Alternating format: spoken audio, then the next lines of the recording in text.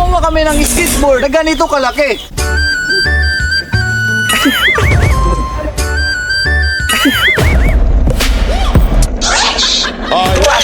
I lace up my shoes, hit the ground running. With every stride, I feel the fire.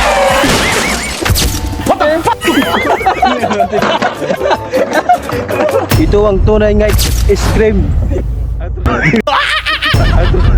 What?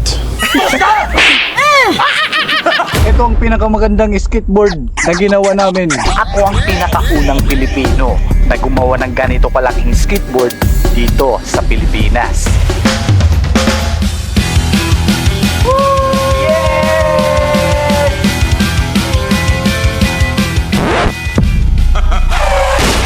Pero bago namin ito nabuo, bumili muna kami ng pinulik board.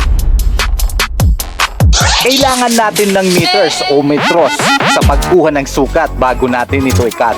Sa totoo lang, wala akong idea kung gaano nga ba kalaki, basta sinakto ko lang na kayang sumakay ang 3 katao. Itong gagamitin natin pangkat. Kailangan natin ng shield para hindi matalsikan yung mata natin.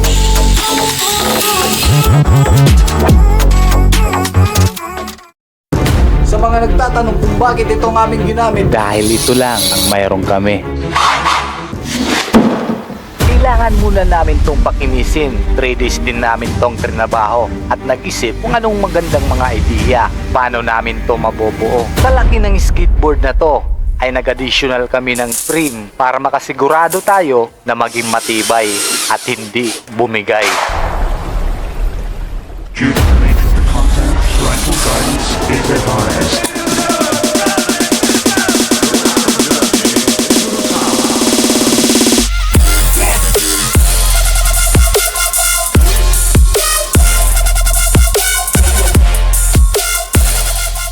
at ngayon susubukan natin ang malaking skateboard na to. Ito ang pinakamagandang skateboard na ginawa namin. Kami pa lang may skateboard na ganito.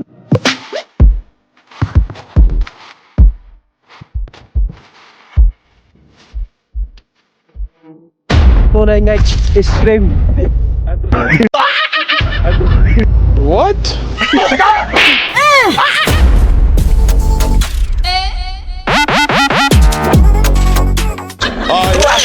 I lace up my shoes, hit the ground running. With every stride, I feel the fire.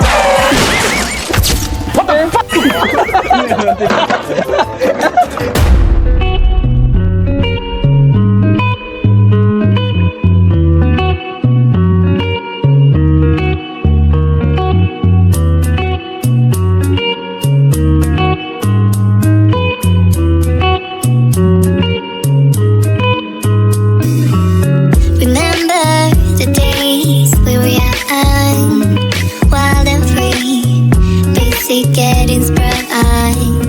We used to dance the night away, hang out the whole next day, laughing, having fun.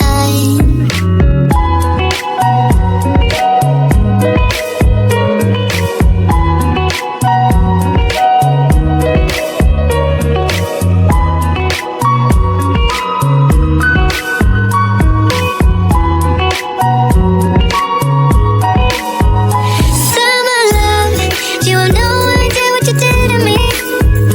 Summer love, didn't care that we weren't meant to be.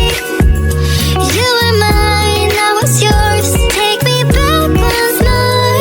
Summer love, where did you go?